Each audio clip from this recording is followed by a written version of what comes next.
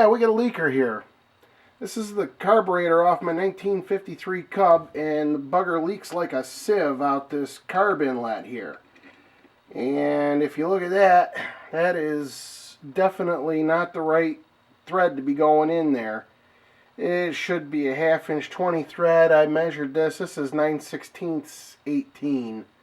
And inside this little hole here, the carb inlet, you can tell, if you're up close, you can tell those threads are not so good. A little bit worse for the wear. This thing has been stripped out at least twice. And at this point, she's not going to hold threads on her own. So, I'm going to try to use a little JB Weld to reinforce what threads I got and seal up the fitting, and hopefully I'll save myself a $250 carburetor here. And the first thing I guess you got to do, I've gotten this information off of Farmall Cub website. Oh, great! Is get some of this goof off and do a little cleaning on the inside of the threads here, because you got to get all the crud off. And as you can see, look at that. There's a clean end, dirty end. Ooh. Yeah, I got a ways to go here. I'm using this stuff called Goof Off. Smells really good. Yay, smells awesome. And I guess you're supposed to work the threads until the Q-tips come clean. So, obviously that ain't it yet. Just get a little bit. Oh boy. Yeah, this is going to be fun. That stuff smells great. And as you can see, I'm kind of working in a counterclockwise motion here, because that way it's kind of unthreading the dirt. I'm kind of working it out towards the outside of the hole. Alright, get a little more goof off on this end. This one came out pretty clean. That's not too bad. I think I might get by with maybe just a couple of passes with Q-tips here. The nice thing is this stuff evaporates in about 4 seconds, so, or not. Kind of juicy in there. Let me get a dry one and see if I can pull some of this liquid out of here. Yeah, there's still a little dirt. Okay, let's see. You gotta have the metal absolutely clean if you want to have a prayer of the JB Weld getting on it. How's it looking? Let's see, I have some cotton fooshies in there. Looks pretty dry now. Looks pretty clean. Threads look horrendous. Alright, let's get a little more of this funky stuff. We'll go for the brass fitting.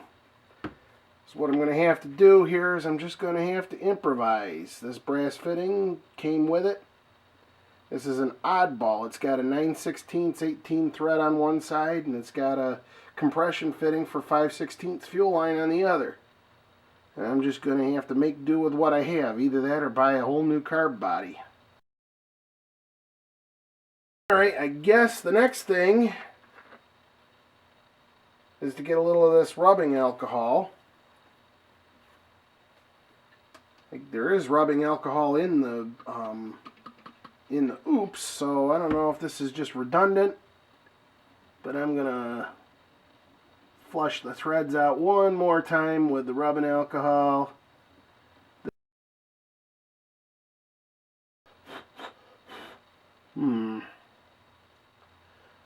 Well, the inside threads on this puppy are nice and chunky. They should grip the JB Weld pretty good. Alright, let's take a look at this JB Weld stuff. I've heard a lot about it. I don't think I've ever actually used it for anything. Set time 20 to 25 minutes. Cure time 15 to 24 hours. That's just fine because it's Monday and I probably won't get to the tractor again until at least Saturday afternoon. instructions: mix equal parts from each tube onto a disposable surface and mix thoroughly. Alrighty, let's break the seal here. Okay, so this is just like any typical two-part epoxy. You mix equal amounts of each onto a disposable surface, which is the back part of this little plastic cup here. Alrighty, I'm going to put a pretty good gob of the black side here.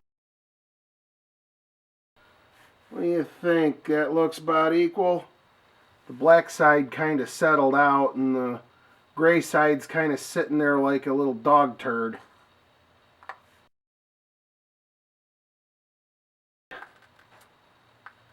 I'm mixing it on the underside of the cup here so I can get at it a little easier. You mix on the inside of the cup and then it's kind of hard to get at.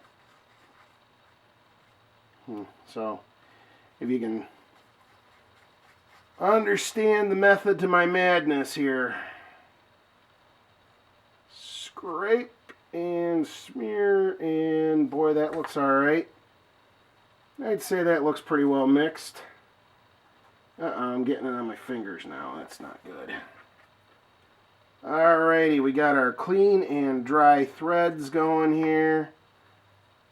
So what we got to do is put a little smear on my threads. And I'm actually probably not even going to take this apart ever again. I'm just going to glue it together. And I'm just going to use the other end here, the compression fitting, to make my connections to the carburetor on this tractor. Okay, I think I got a little too much on there. Now how am I going to do this without getting my fingers? Okay. I already got my fingers. So, alright. We'll set you over there.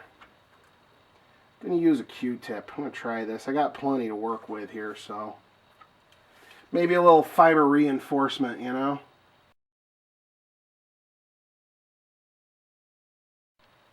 I've got the threads all filled with the goo. Goo you. Goo me. Now this is going to work without extra bracing simply because there was enough thread here to thread in. Now we're going to go in there and tighten her down. Ooh, okay, I just went right past. There's tight.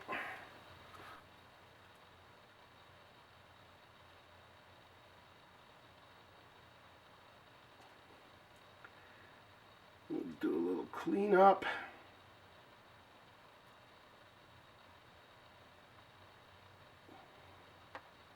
Boy, I got a mess of Q-tips going here, people. There we go. Oh, got a little gob. We'll get you out of there. And that, my friends, looks pretty good. Alright, it's been approximately 24 hours. We'll see what we have here for our JB welded fitting. Looks pretty good.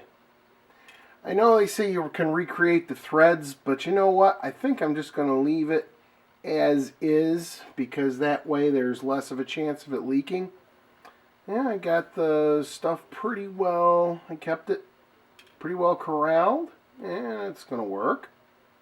I think that's going to work. It's certainly a lot cheaper than a $250 replacement carburetor. Yeah, this carburetor has seen better days.